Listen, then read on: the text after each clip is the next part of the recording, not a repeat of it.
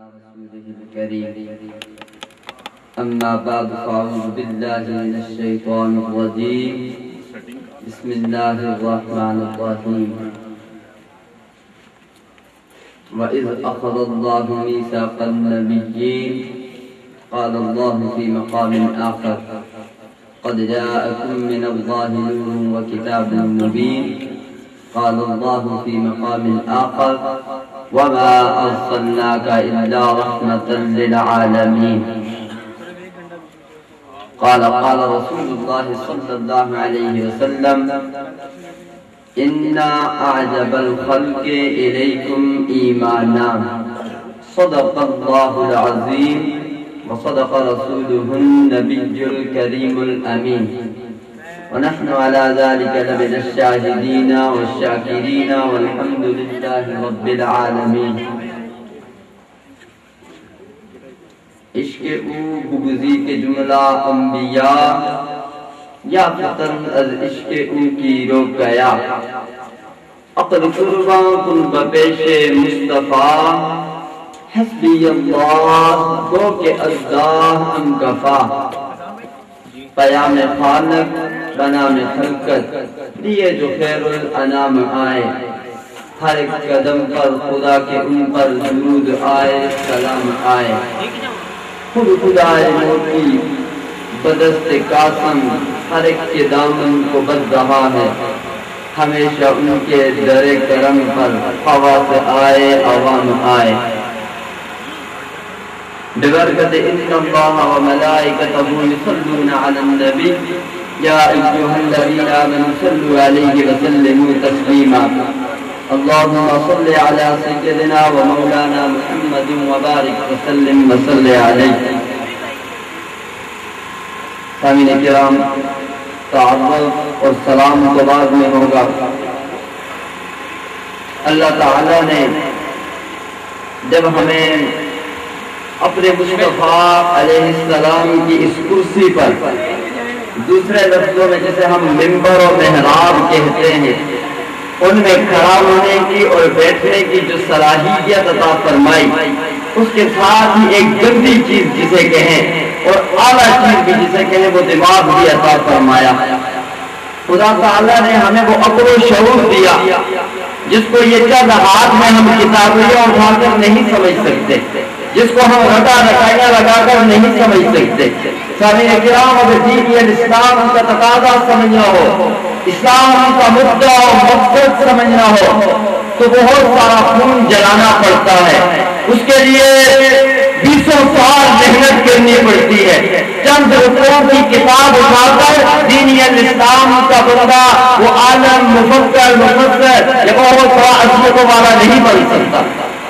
میرے بھائی stage secretary نے بھی کہا کہ مختصر اور جامع لفظوں میں بیان فرمائیں گے پھر انہوں نے 3 منٹ کا کہہ کر نہ جانے میں نے تو نوافل مننے شروع کر دیے تھے کہ اللہ کرے باری آ جائے جب باری آئی تو آقا علیہ السلام کے ایک سرآسان بھی چل دیے دوسروں نے رات پڑھی وہ بھی چل دیے میرے وہ پیارے مشفق بھائی وہ بھی مجھے نظر نہیں آ رہے اب سامعین کرام تو چند احباب بیٹھے ہیں میں بھی کہاں سے آیا ہوں ایبٹ آباد سے یقین جانے میں آپ کو اپنے معاملات چھوڑ کے بتاؤں کہ میں کتنے معاملات چھوڑ کے آیا ہوں آپ میں کہتا ہوں کہ اپنے آنکھیں بند کر کے حیران رہ جائیں کہ کس طرح یہ شخص نکل کے آیا ہے سامعین کرام جب ہماری باری آتی ہے تو عوام بیچارے جھٹکے لگتے ہیں باتیں چند ایک کروں گا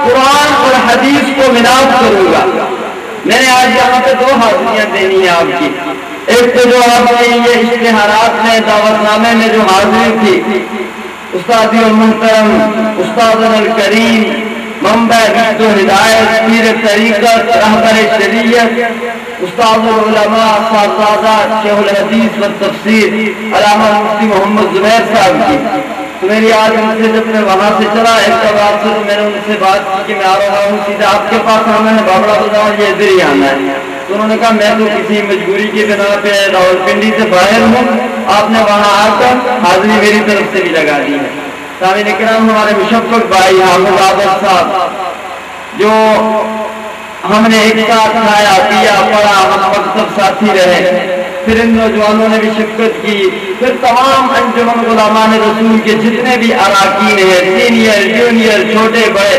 سب کو خوش آمدید کہتا ہوں۔ سامعین کرام، میں نے اپنے بیان کے 1:10 ہو رہے ہیں، میں نے 15 منٹ ذہن میں رکھنے ہیں۔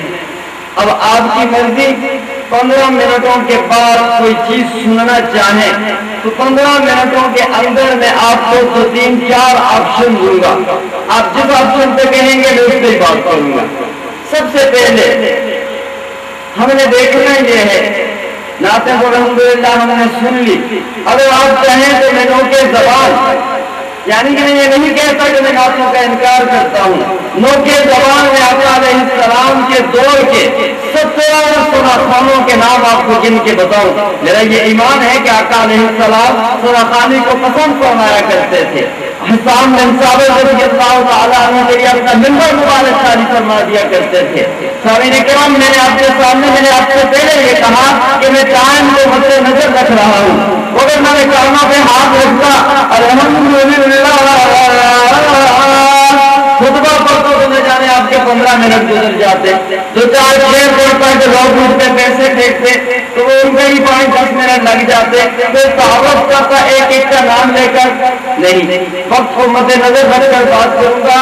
ہمارے یہاں جمع ہونے کا مدعا اور مقصد، سامعین کرام، خدا تعالیٰ نے انسان کو تخلیق فرمایا، تخلیق فرما کر تُونے ہماری طرف لوٹنا ہے، قرآن و حدیث سے کوئی بات نہیں کروں گا، کسی کی دل داری نہیں کروں گا، باتیں کہیں سے نہیں کروں گا، کسی کو بھوک نہیں لگی تو پھر الگ بات ہے۔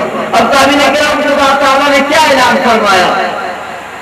خدا نے اعلان فرما دیا لِيَبْلُوَكُمْ أَيُّكُمْ أَحْسَنُ عَمَلًا، میں ضرور آزماؤں گا تمہیں کہ کون ہے تم میں احسن عمل کرتا ہے۔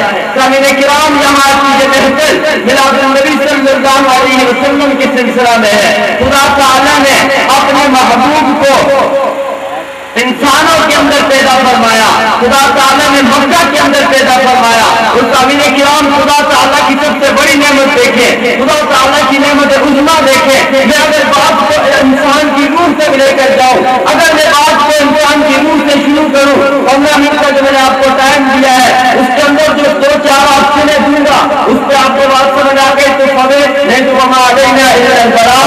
اب سامعین کرام، خدا تعالیٰ نے اپنے محبوب کو جو دنیا میں مبعوث فرما کر رحمت للعالمین کا اعلان فرمایا، آیت تو بڑی مشہور ہے، لیکن اس کے اندر میں آپ کو ایسے نکات بتاؤں گا تو دعویٰ کرتا ہوں کہ آپ نے کبھی بھی سوال نہیں فرمائے ہوں گے۔ یہ کتنا شیخ العزیز صاحب کے وہ نکات ہیں جو انہوں نے بھی میرے سامنے یعنی نمبر و محراب کے کبھی بیان نہیں فرمائے۔ آخری عمر کے انداز میں، آخری عمر کے وقت میں ہمیں انہوں نے ان سے تصرف فرمایا۔ اب سامعین کرام، خدا تعالیٰ نے اپنے محبوب کو دنیا میں مبعوث فرما کر رحمت للعالمین کا اعلان فرمایا۔ یہ محبوب ہم نے آپ کو ارسال نہیں کیا، وما ارسلناک، اور اے محبوب یعنی کہ اے محبوب ہم نے آپ کو ارسال نہیں فرمایا، ارسلناک الا لفظوں کے اندر، بات کے اندر زینت عطا فرمائی، سامعین کو اور سامعین کو، پڑھنے والوں کو اور سننے والوں کو مخاطب فرمایا، الا رحمت للعالمین، مگر تمام جہانوں کے لیے رحمت بنا کر بھیجا۔ اور سامعین کرام، تھوڑی سی بات اس پہ ہم اور پھیلائیں گے، اس بات کو میری باتیں ہوتی ہیں خبر نامہ، یعنی کہ نبی چوری کر دو ترنم نہیں، مجھے بہت شوق اس بات کا نہیں، نہ ہی میری اس طرف توجہ ہوتی ہے۔ اب سامعین کرام، ہم نے دیکھنا آج یہ ہے، آج یہاں سے سیکھ کر یہ جانا ہے کہ خدا تعالیٰ نے لفظ عالمین جو فرمایا، اس کے اندر، اس آیت کے اندر خدا نے یہ اعلان جو فرمایا کہ رحمت للعالمین، محبوب ہم نے آپ کو تمام جہانوں کے لیے رحمت بنا کر بھیجا۔ تو وہ تمام جہان کیا ہے؟ ایک تو ہماری نظر کے سامنے ہے، یہ ایک دنیا کا جہان ہے، دوسرا جہان ہمارے جو علم میں صحیح جو محشر کا جہان ہے، تیسرا جہان ہمارے علم میں ہے کہ وہ جنت کا جہان ہے، وہ جنت میں جانا ہے، اس جہان میں ہم نے داخل ہونا ہے۔ سامعین کرام، بات پھر بھی نہیں بنتی، عالمین پورے نہیں ہوتے، عالمین کس طرح پورے ہوں گے؟ تھوڑی سی بات کو پیچھے لے کر جاؤں گا، جہاں سے خدا نے انسان کو تخلیق فرمایا۔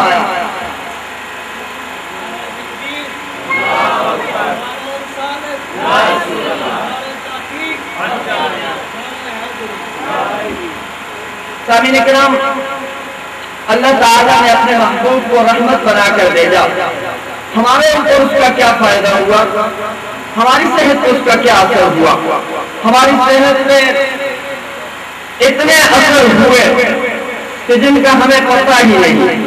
ہمیں شوق بس کس بات کی ہے؟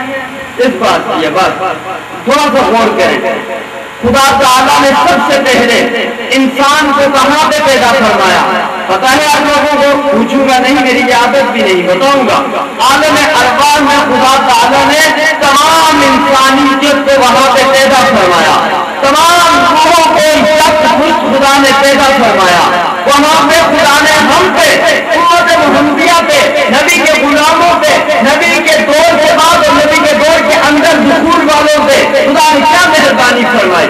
سامعین کرام، عالم ارواح میں خدا نے جب ایک ساتھ سب کو پیدا فرمایا تو امت محمدیہ پہ خدا نے یہ مہربانی فرمائی کہ جن لوگوں نے نبی پاک کے دور کے بعد یا نبی پاک کی امت کے اندر آنا تھا، ان کی روحوں کو ایک الگ جگہ پہ رکھ دیا۔ کتنی مہربانی فرما دی۔ یہ ایک عالم کی بات کر رہا ہوں، ہمارے سامنے کوئی دو ہی عالم ہے، دنیا میں اور آخرت کا عالم ہے، بس 5-7 عالم میں آپ کے سامنے گنوں گا۔ اب سامعین کرام، خدا تعالیٰ نے روحوں کی جگہ پہ ہماری روحوں کو سائڈ پہ رکھ دیا، الگ رکھ دیا کہ یہ روحیں میرے مصطفیٰ کی غلامی میں آئیں گی، جن کی غلامی کے لیے عیسیٰ علیہ السلام بھی دعائیں کر رہے ہیں، التجائیں کر رہے ہیں۔ موسیٰ علیہ السلام کہہ رہے ہیں یا اللہ مجھے تاج نبوت کے بجائے خدا نے محمد کا عہدہ دیا جاتا تو میرے لیے زیادہ فخر کا باعث ہوتا۔ اب سامعین کرام، خدا نے مختصر لفظوں میں بتاؤں گا، اگر ایک ایک بات پر تحقیق کروں، روحیں کہاں سے آئی، روحوں کو خدا نے ایک جگہ بلایا کہاں سے، الست بربکم کہہ کر جواب کس طرح طلب کیا، بڑی لمبی بات چلی جائے گی۔ دوسری مہربانی خدا نے کب فرمائی؟ سامعین کرام، دوسری مہربانی خدا نے ہمیں باپ کی سلب سے، ماں کے بدن میں، ماں کے ارحام میں، ماں کے پیٹوں میں منتقل فرما کر فرمائی۔ وہ کیسے فرمائی؟ آدم علیہ السلام سے لے کر قیامت تک کے انسانوں کا پیدائش کا سلسلہ طریقہ کار ایک ہی ہے۔ ہم پہ کیوں مہربانی ہو گئی؟ کیا ہم کسی نئے جدید طریقے سے، کمپیوٹرائز طریقے سے پیدا ہوئے ہیں؟ نہیں۔ ہمارے لیے کیا مہربانی فرمائی؟ ہماری ماں اور باپ کا آپس میں نکاح ہوا، شریعت کے مطابق حجاب قبول ہوا، سنت مطہرہ کو مد نظر رکھا گیا، اقربا کو کھانا کھلایا گیا، پھر رسم شادی کی ادا ہوئی، پھر فرائض واجبات ہوئے، پھر حج مہر ادا ہوا، پھر وہ آدم علیہ السلام کی ان سے لے کر تمام نبیوں کی سنت ادا ہوئی، پھر ہم حق اور حلال طریقے سے دنیا کے اندر پیدا ہوئے۔ دوسری مہربانی یہ اپنے مصطفیٰ کے ذریعے ہے۔ اب سامعین کرام، تیسری مہربانی کیا ہے؟ خدا نے ہمیں دنیا کے اندر پیدا فرمایا، پیدا فرما کر خدا نے ہمیں جب بولنے کی طاقت دی تو ہمیں ماں باپ نے کلمہ سکھایا، کلمہ سکھانے کے بعد خدا تعالیٰ نے ہمیں طاقت دی،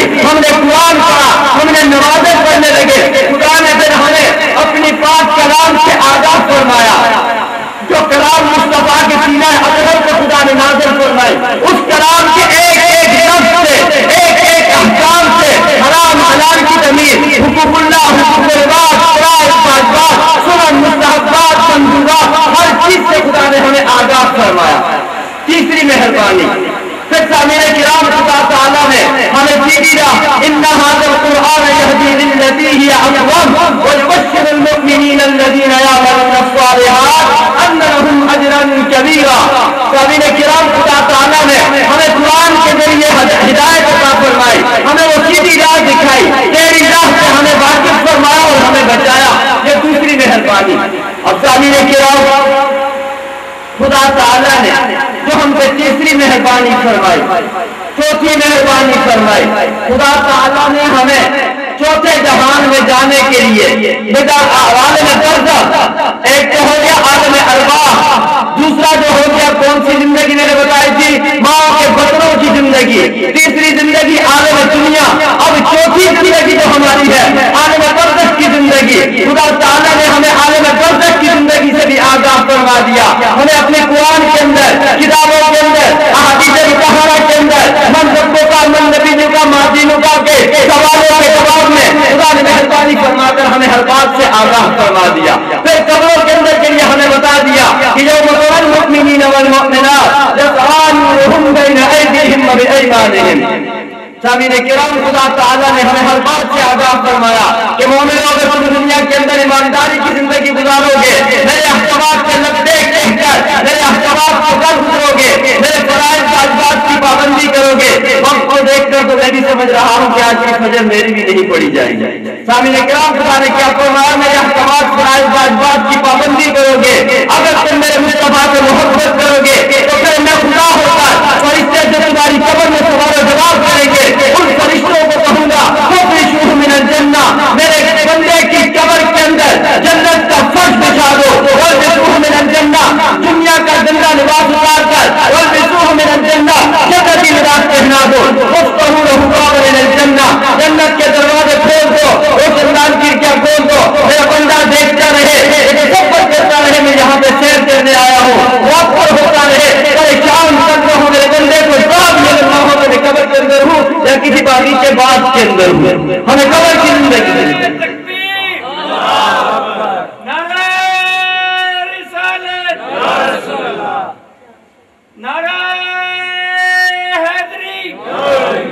سامعین کرام، یہ تو میں نے آپ کو ایک چیز بتائی ہے جو خدا نے اپنے مصطفیٰ کو رحمت بنا کر بھیجا۔ آیتوں کو میں نے پتہ نہیں 4-5 پڑھی ہے۔ ایک قَدْ جَاءَكُم مِّنَ اللَّهِ نُورٌ وَكِتَابٌ مُّبِينٌ، اعتراض کا جواب نہیں دینا اس آیت کے اندر۔ میں نے وہ مقرروں کی طرح یہ نہیں کہنا کہ ایک بندے نے مجھے کہا نبی نور نہیں تو نبی بشر نہیں، نبی بشر ہے تو فلاں نہیں۔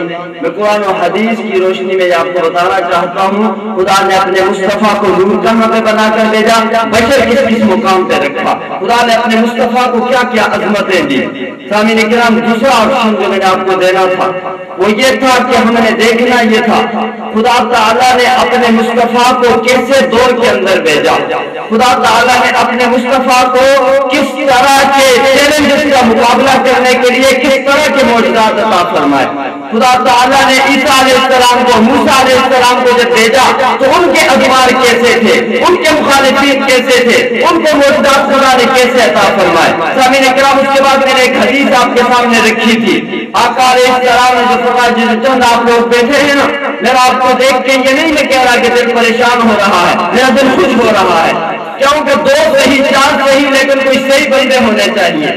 یہ نہیں کہ انکیاں بنکیاں مارنے والے بس شور شرابہ کیا، شور شرابہ ختم کیا، بس بات ختم شور شرابے کے بعد۔ اب سامعین کرام، آپ کے حوصلے کے لیے چوتھی چیز میں پڑھ دی ہے خطبے میں اپنے، آقا علیہ السلام نے فرمایا میرے صحابہ یہ بتاؤ تم میں عجیب تر ایمان کس کا ہے؟ وہ عجیب تر ایمان صحابہ نے ایک کیٹیگری گنی، صحابہ نے دوسری گنی، صحابہ نے تیسری گنے۔ میرے آقا نے فرمایا نہیں میرے صحابہ تم سے سوال کا جواب نہیں بن پایا۔